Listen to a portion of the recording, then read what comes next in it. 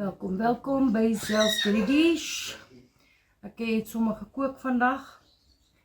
Dit was my oupa se pensiondag. Very emotional day, verskoon my rooi oë. Ek was al heeldag deur my oë.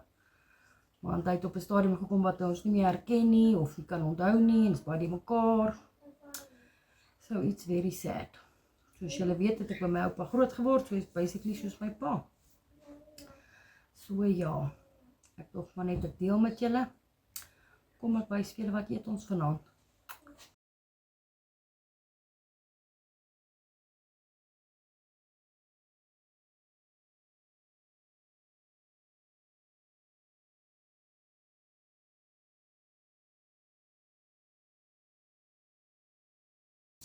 Rys, wortels en ek het mos nou die Sondag boontjies gemaak.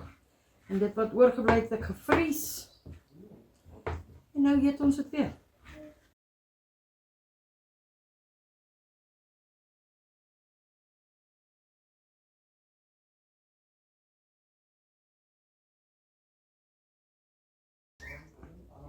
En dit is, as jy die vlee jag, hoe dit lyk, boontjies, wortels, aardappels, binsbolletjies en rys.